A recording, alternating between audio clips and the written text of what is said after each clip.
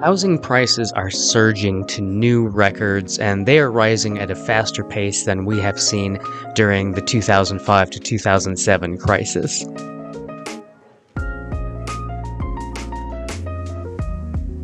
Median price of homes in Colorado Springs now stands at $440,000. That's 93.83% higher than the peak of the last bubble in late 2006. Factors such as low interest rates, investors' belief in the housing market's resilience, and low inventory of homes are all contributing to these high prices. The demand for housing in Colorado Springs has been driven by not only the low interest rates and the limited inventory, but there's other factors that are adding to our city's appeal.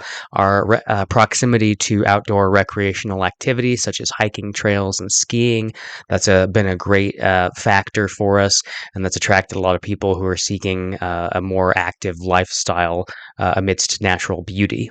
As well, Colorado Springs has experienced and continues to experience steady job growth, particularly in industries like aerospace, defense, and technology. The presence of major employers like the U.S. Air Force Academy and then several tech companies has stimulated economic activity and boosted demand for housing in Colorado Springs. What's more, with migration patterns, we have seen an influx of residents from more expensive housing markets like California and Denver, and they're just seeking more affordable housing options. Colorado Springs has a relatively lower cost of living compared to those areas, and it's emerged as an alternative that's an attractive alternative for home buyers who are looking for a balance between affordability and quality of life. Even with the high prices, economists do not believe that the current run up in housing prices constitutes a bubble that's about to burst. Instead, they predict that even if interest rates rise slightly, which is what we're expecting, home prices might only go down between 5 and 8%, but it's not going to be a crash like what we saw in 2007. We've got stronger underwriting standards on home loans today, and then as well as the lack of inventory again, the low vacancy rates in general are some of the reasons for that. Then you've got some other people like Ivy Zellman who are a bit more cautious about the market's trajectory. She's the CEO of Zellman Associates, and she'd suggested that the so-called housing shortage might be an illusion. And she cited broader trends like slowing population growth and low rates of new households being formed. She's concerned that there might soon be a glut of homes on the market due to the current pace of the building and the entry of outside investors into the market. Still, she's not predicting a collapse in housing prices like in 2007. And builders are doing well. Home builders are feeling good because their confidence has been increasing for 5 months in a row. And although there are some problems with getting supplies, there aren't many existing homes for sale, so builders remain optimistic. In May, 54% of builders offered special deals to buyers, and 27% lowered their prices by an average of 6%. In April, the number of new homes being built went up by 2.2%. New construction in Colorado Springs is also booming. You've got several new developments underway to meet that growing demand. However, builders are facing challenges due to rising material costs and labor shortages. Those material costs would include price of lumber has gone back down, but other things like concrete and steel are still a lot more expensive, and that slows down the pace of a new supply. Regarding new construction homes specifically, there have only been 734 certificates of occupancy issued for Colorado Springs for 2023 so far. You can compare that to last year's 2,314 total certificates of occupancy that were issued. Investment properties also continue to do well here thanks to the strong rental market we've got.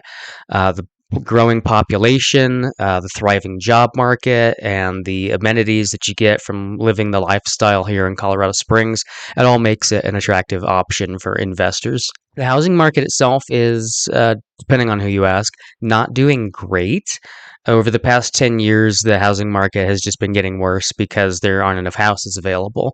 And recently, the market has been getting worse because people who have low interest mortgages are just not selling their homes.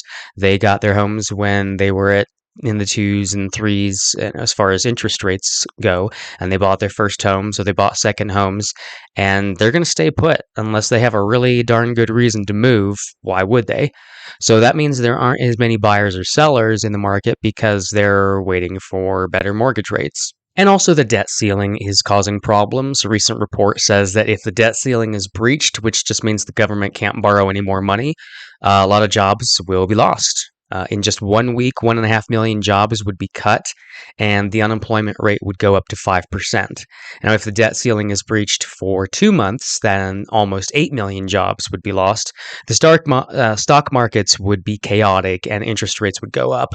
And the people who would be most affected by job cuts are young people and Hispanic and Black workers.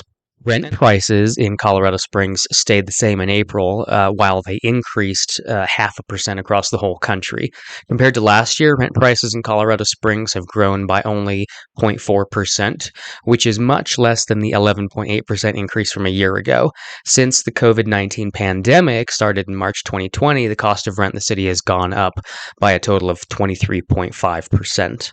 Right now, the average rent for a one-bedroom apartment in Colorado Springs is $1,186, and for a two-bedroom apartment, it's $1,486. Also, the percentage of empty apartments in the city is 8.2%, which is 2.6 percentage points higher than last year at this time. The average rent in Colorado Springs is 12.7% higher than the national average. It's around the same as the prices you would see in Denver, which is $1,581, and Atlanta, Georgia, which is $1,536. Right now, there are 1,076 properties for sale in Colorado Springs. That includes single family homes, condos, townhomes, and patio homes. We have had 757 property sales for May so far. Inventory sits at just under 2 months. We would need to see between 4 and 6 months to have a balanced market between buyers and sellers. Colorado Springs has always been a desirable place to live. It's got natural beauty, it's got a thriving economy, and it's got an abundance of outdoor activities. In the past year, we've witnessed a significant surge in interest and demand for real estate in our region, and that momentum continues to build. Home prices in Colorado Springs have experienced steady growth since the beginning of the year, and that reflects a strong demand and limited inventory. And this trend has made this seller's market even harder for home buyers. The limited housing inventory has resulted in increased competition and bidding wars again. Meanwhile, homeowners can maximize their investment and achieve great returns. If you're considering selling your home, now might be the perfect time to do that. The average sales price in Colorado Springs is $504,659. The median is $445,000. The average days on market has lowered to 30 days, and the median days on market is even lower at 7 days. The influx of new residents and businesses has spurred remarkable development and revitalization projects throughout the city. Neighborhoods are blossoming with new shops, restaurants, and amenities, enhancing the overall quality of life for our residents. And as our city continues to grow and thrive, so does the value of our properties. Moreover, Colorado Springs is a hub of innovation and opportunity, with the presence of several leading technology companies, defense contractors, and a burgeoning entrepreneurial ecosystem. Our city offers an excellent environment for career growth and advancement. The influx of highly skilled professionals has contributed to the strong demand for housing, making it an opportune time to consider real estate investments in Colorado Springs. Because interest rates are lower, they're not 2 and 3% anymore, but the average long term is 7%, and we're not in the double digits yet. So, because interest rates are lower, prices are not going up as fast, and builders are offering deals, more people think that they can afford to buy a home. I know in the beginning of 2023, 73% of buyers couldn't afford half of the homes for sale, but that's better than before when it was 87% in the last part of 2022. Now, 27% of people can afford most of the homes. There's this idea about homes being so unaffordable as to indicate that prices must naturally come down. But there is also the understanding that incomes have not increased with the cost of living, which is a separate issue from housing altogether. The upcoming social change that will give power and wealth back to the people will be its own black swan event. Now, if such a social change were to occur, it could indeed have far reaching consequences and impacts on various aspects of society, including housing and income inequality. The other potential black swan event is the upcoming debt ceiling limit discussion agreement, which could cut government spending on things like VA benefits, Medicaid, Medicare, Social Security, investment accounts, 401ks, and stuff all like that. Now, what do you think? Comment below and let me know what you think the likelihood is of either of these black swan events happening and what the future might hold for real estate here. I'm Kevin James Bond with Remax Real Estate Group. If you're looking to buy or sell property in the Colorado Springs area, let me know. I'd be happy to help with that. Just send me a message.